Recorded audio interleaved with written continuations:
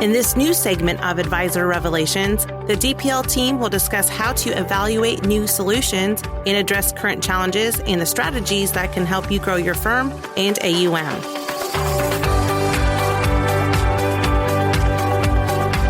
Welcome to the Advisor Revelations podcast. I'm Cam McCray, a Regional Vice President of Member Success at DPL Financial Partners. Today, we will discuss how advisors should plan for annuity utilization in 2025. First, I'd like to introduce our guest, Logan Cheatham, who is a consultant at DPL Financial Partners and has daily conversations with advisors across the country about implementing annuities into their practice.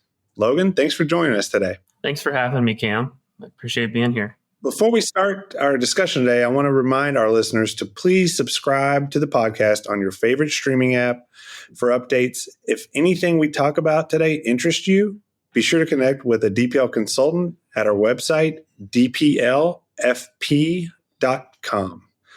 All right, Logan, so that our listeners have a better understanding of your role with DPL and your experience, can you share a little bit more about yourself and what you do day to day at DPL Financial? Yeah, most definitely, Cam. So I've been with DPL since May of 22 and became a consultant at the beginning of 2023.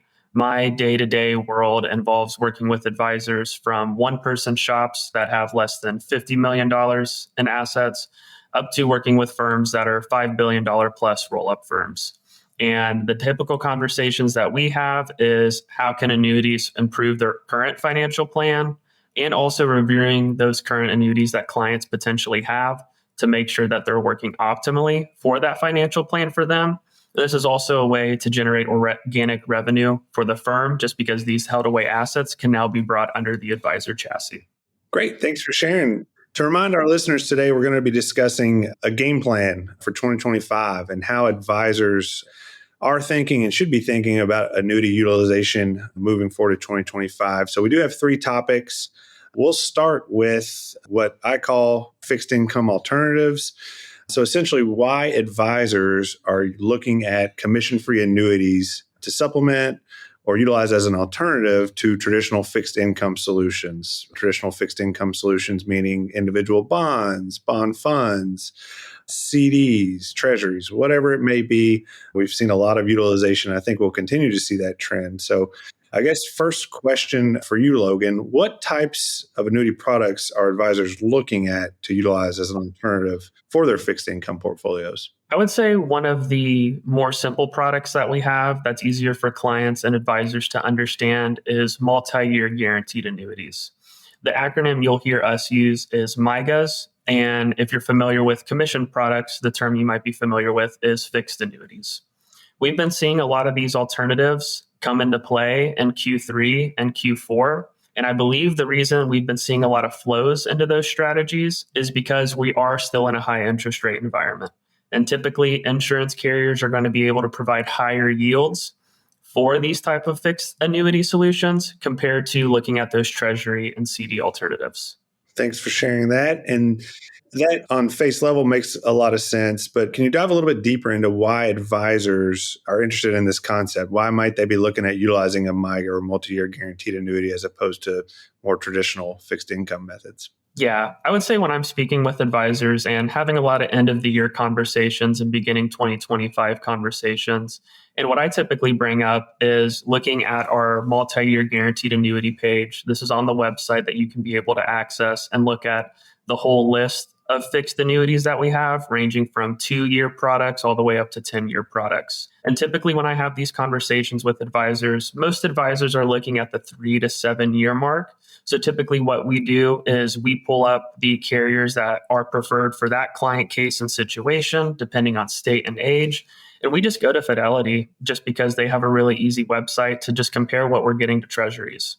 And I think the most consistent reason a lot of advisors are utilizing these is most of our MYGAs are going to be around a 5% yield, which is guaranteed for a set amount of time, set it and forget it money. Versus if you look at Fidelity treasuries right now for a 5-year bond, you're looking at about a 4% rate. So we're able to get a 1% higher yield on this product, and it's going to be guaranteed for a set time. So taking away essentially interest rate risk kind of in a down interest rate environment is kind of what I'm hearing. Correct, Logan? Yeah, I would say that's a good thing that you're hearing. And also, I think the reason advisors are looking at this too is being able to lock in this higher rate for longer. I mean, the Fed's goal is to lower interest rates. That's supposed to be declining 2025, 2026, trying to get to that 2% target. So would you rather see clients that have a treasury decline over the next 4 years, or would you rather see a client getting a 5% rate that's guaranteed for that 4-year time frame? Yep, well said. Makes a lot of sense. The other thing that I've heard just around our office and then through other advisors is just the difference in what a MIGA can do from a statement perspective. So I've heard the term an advisor mentioned, they use it as statement risk, simply meaning for the clients that might be the ones that look at their portfolio every day, notice something in the red. Do you have that problem with a MIGA, Logan? No, I would say with MIGAs, you're avoiding that statement risk. A client's never going to see zero. And a majority, if not all of our MIGAs, do interest crediting daily. So clients are always going to see an uptick in that account. And I think from just a previous historical context, think about 2022. Bond yields were down and they saw negatives, first time in 40 years. Clients that are in the MIGAs, they never saw a negative and they saw strong rates and they were happy clients. Well said. Well said. Probably giving back some time to some of our listeners, advisors who do get those calls when there's red in the fixed income marketplace. Great. Before we go to the next topic, Logan, can you give me an example or give our listeners an example of a recent client case or kind of what client profiles or what they should be looking for when discussing fixed income alternatives? Yeah, I think the first example that I have that is very impactful for advisors is I see a lot of clients looking at CDs and high yield savings accounts. One of the cases that I'm looking at is a California client. They're looking at a high yield savings account of 3.77%, which is pretty strong compared to the treasuries that are yielding 4%. And one of the first questions that I asked the advisor just to confirm is that high yield savings account guaranteed for X amount of time? And that answer is no. Meaning, yes, it can be 3.77 today. It could be 3% 6 months from now. It could be 4% 6 months from now. So with having that variability, it makes it a little bit easier for the advisors to figure out what that long-term game plan is because it's definitely not guaranteed. Versus if you're looking at one of our multi-year guaranteed annuities, and the product they looked at specifically was security benefit, and they have pretty strong rates right now, about 5.25. So being able to provide about 0.5% more, and it's contractually guaranteed for that 4 years. And again, it's very easy for the client to understand. Basically, look at both numbers. What would you rather have? 5.25 guaranteed for 4 years or 3.77 and writing out the ups and downs of that. So being able to give client better peace of mind. And I think when it comes to looking at client profiles, these solutions are going to be great for all clients that are looking to beef up fixed income. I don't think it matters if the client's 40 or 80. These solutions are meant to help the fixed income side of the portfolio. These are not equity replacements. So I think it could be fit for any client. I would say the clients that I see this most commonly used with are clients that are de-risking in retirement to be a more conservative approach. I would say clients that are potentially naturally more conservative. They want that 50-50, 40-60 portfolio. This is a great opportunity for them. And also, I think one thing to think about too is the market's on a huge uptick. I think this is going to be top 5 all-time for S&P 500 returns. So why not take some of those gains off the table and put it into a risk-free investment for the next 3 to 5 years? Great.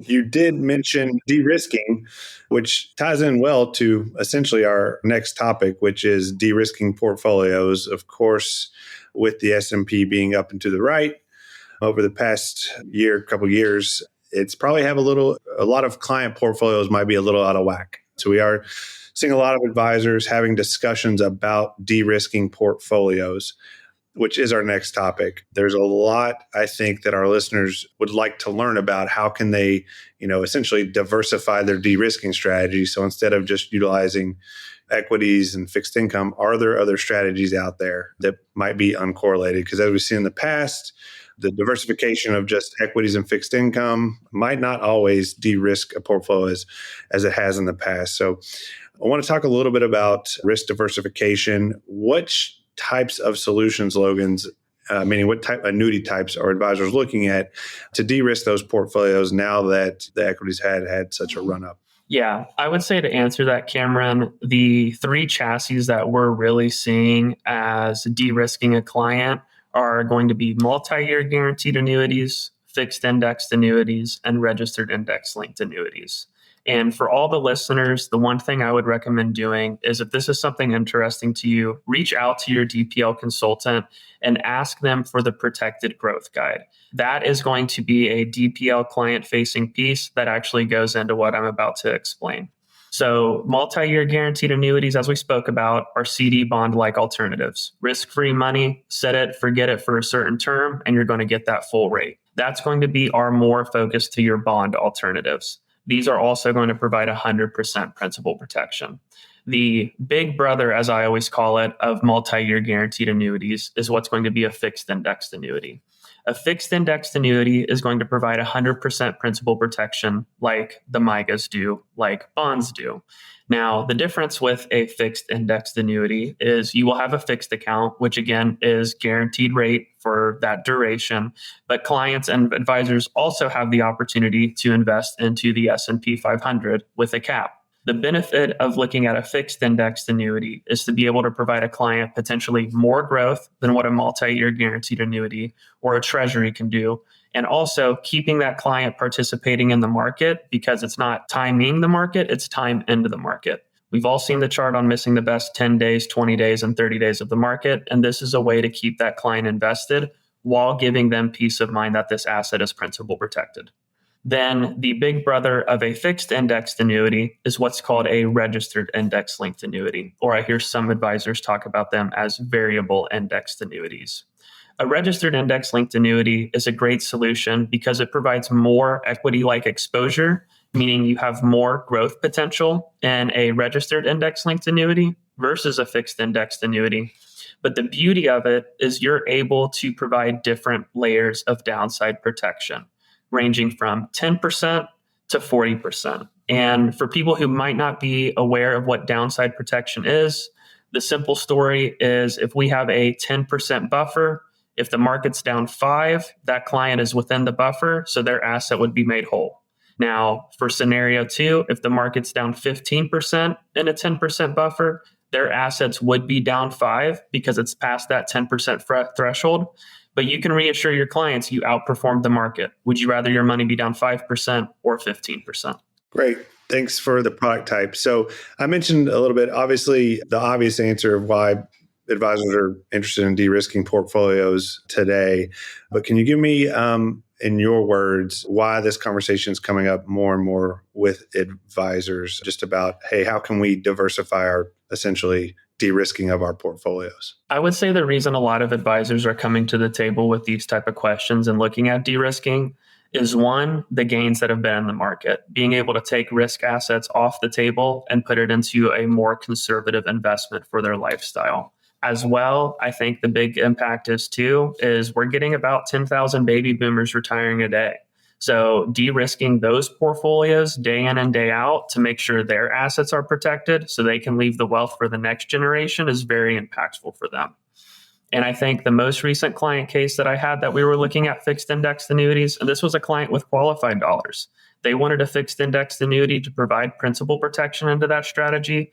And this advisor only pulls out RMDs on qualified assets, and a majority of our fixed indexed annuities allow RMD withdrawals. So this is a great way to reduce that equity exposure, lock in those gains that they did from the past 20 or 30 years of investing into the market, and providing them a better peace of mind when it comes to that equity exposure. Okay, that makes sense. It's something that I have been thinking about recently is as more and more clients and the public gets familiar with what I would call defined outcome solutions. So like buffered ETFs or structured note strategies.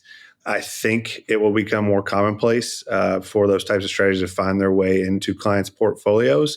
It sounds like to me like the registered index linked annuity would be a good alternative to those other defined outcome type solutions in the marketplace. Would I be accurate in my thinking there? I would agree to that just because I've actually been comparing buffered ETFs to registered index linked annuity products Typically, buffered ETFs are going to have an expense ratio versus our accumulation registered index linked annuities are going to have no cost. So that's a win for a client on less cost. And also, typically, we can provide about a 2 to 4% cap difference, meaning that there's 2% more growth opportunity in the annuity. And I think also one thing people forget is you get the tax deferral benefit of the annuity too. So if you're trying to keep this client in a buffered ETF strategy for a year and you take them out, yes, you got to pay Uncle Sam all of those gains. Versus you can keep that tax deferral status in an annuity and only have to pay Uncle Sam on those distributions. Yep. Thanks for sharing that. I think that makes a lot of sense to our listeners. And I like your quote of saying it's not timing the market, it's time in the market. I see those types of solutions, particularly the RILA and fixed index annuities, as being great vehicles for advisors to introduce better, more efficient solutions, a way of de-risking moving forward. So moving on to our last topic, I want to discuss and have a conversation about advisors wanting to generate more efficient income for their portfolios. I know that's a big topic here at DPL and one that I think tends to continue to gain traction, particularly as advisors get more familiar with the academic research out there. As they have more and more baby boomers retiring every day, it's become commonplace. So I guess we'll start with just what type of annuity products are you having conversations about efficient retirement income about? I think the beauty of the annuity suite that we have to offer is we have about 80 products to offer, and we can cover the full spectrum when it comes to retirement income, meaning you can look at variable annuities, registered index linked annuities, fixed index annuities, and MYGAs, all to generate income streams. I think when it comes to figuring out on that spectrum of which client should go with what solution, a couple things come into play. One, what are we solving for? Are we solving for an income gap after Social Security, pension, and other needs? Or this could be something like, hey, I currently have a pension case and I'm wanting to retire. Can an annuity provide more efficient money for me than my current pension? And when it comes to those pension cases, a majority of the time we can do better for their clients, which I think that's kind of shocking just because, I mean, from what I've heard about my grandparents and a lot of people that have pensions, they were pretty strong. And it seems like that has definitely reduced as modern times have continued. The other thing that I think is important is when are they going to take that income? Is this an income now case that we're talking about? Are we talking about a 60-year-old that's wanting to wait till Social Security kicks on at 67? So there's a lot of things that come into play when talking about retirement income cases. And I think it's best to just reach out to your consultant, just because we have the tools on the DPL website to look at fixed income comparisons just to see what's going to be most efficient for that client. And the beauty of it too is we can tailor it to that risk tolerance. If we have a conservative client, we have those conservative options. If we have a client that wants to take on more risk before taking income, great, we have those solutions too. Again, we have every flavor under the sun to meet that efficient income need. Yeah. So for the listeners not familiar out there, head out to dplfp.com. As Logan mentioned, there are some tools that you can utilize yourself. But as always, we have consultants that can help you navigate as you give them more details about that specific client case. So you talked a lot about pensions, Logan, which made me think of a conversation I had with an advisor a while back, and that they did not want to be a pension manager. And I think where they were coming from is they're used to building portfolios that are accumulation, right? Most of the industry is kind of focused on accumulation. Now with so many people coming into retirement, particularly the baby boomer generation, what would you say, how beneficial are the tools and DPL solutions to help keep that mindset of, hey, you as the advisor don't have to be a pension manager. You're not having to worry about reallocating and repurposing assets. Could you talk a little bit about that and that quote, if it makes sense to you, how beneficial it is to utilize a guaranteed income solution for that reasoning? I think the best example that I have was a recent client case that we were looking at, and we're looking at solving for around $2,300 of income a month. Now, this client currently has 2 annuities, so we're looking at those 2 options as 1035 options.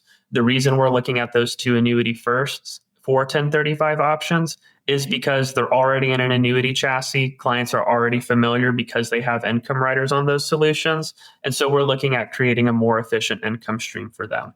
So with looking at the results, with those two annuity solutions, were able to solve for around $19,000 of income annually. And for this client case, the annual income goal is $27,600. So there's still a little bit of a difference. Now, the beauty of this case is the advisor asked me, well, I don't know if I want all of the money in annuities just because this is about 40 to 50% of that client's portfolio. And that is a lot. And I could see how advisors would be concerned about it. And the question that I posed to the advisor, and I think it really clicked with them, was if we have this income stream solved for of 19 grand, that's only a little bit of money you have to pull off the top every year from the portfolio. Or option two is let's look at a secondary annuity to solve for that rest of the withdrawals. So all of those premium dollars are solved for a lifetime income stream. So 50% of the money is solving that lifetime guaranteed income stream. Now the advisor can do what they love to do and take that extra 50% of their money, invest it into the market, and be able to leave a better generational legacy for this client and their beneficiaries. Understood. So basically, it was a conversation around efficiencies of what an annuity can do for guaranteed income. And at the end of the day, a withdrawal percentage and plan versus just kind of a portfolio by itself. And for our listeners not familiar, there's tons of research on DPL, tons of articles, webinars, podcasts, even academic research that discuss that topic of the fact that an annuity, a dollar going to an annuity, can generate more retirement income than traditional fixed income. And it all comes down to mortality credits and what the carriers are able to do that portfolios can't do by themselves, and the risk pulling of assets. So it sounded like it clicked for that advisor, Logan, and hopefully you are able to get that client a great solution, make everyone comfortable, including the client and advisor. Okay, I think we're going to wrap up here, Logan. I want to thank you for being one of our consultants, being on the desk and sharing your insights that you're having and conversations you're having with advisors day in and day out. Before I let you go, any last thoughts? The last thoughts that I would have is if you're listening to this podcast all the way through, reach out to your DPL consultant. And I think for this conversation that we had today, Cameron, about game planning for 2025, just ask for that protected growth guide, just because I think it's a very good piece. I think it's a very easy way for advisors to understand how these annuities can fit into the chassis for their clients to provide either more income, better returns on their fixed income portfolio. And I think that's the easiest starting point. So reach out to your DPL consultant, ask for the protected growth guide, and just have a conversation. Well said. Well, Logan, again, appreciate you being on. Appreciate you sharing your insights and the conversations you're having with advisors. To all our listeners out there, thanks everyone for being with us today. And again, let's connect at dplfp.com and subscribe for more episodes anywhere you listen to podcasts. Thanks, everyone. See you, Cam. Thanks for listening. To hear more advisor revelations, go to dplfp.com and subscribe on your favorite podcast streaming app.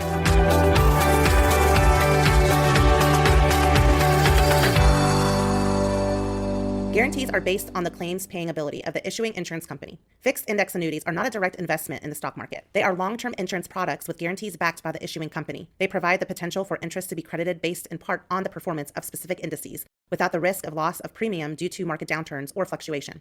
Although fixed index annuities guarantee no loss of premium due to market downturns, deductions from your accumulation value for optional benefit riders or strategy fees or charges associated with allocations to enhanced crediting methods could exceed interest credited to the accumulation value, which would result in loss of premium. They may not be appropriate for all clients. Interest credits to a fixed index annuity will not mirror the actual performance of the relevant index.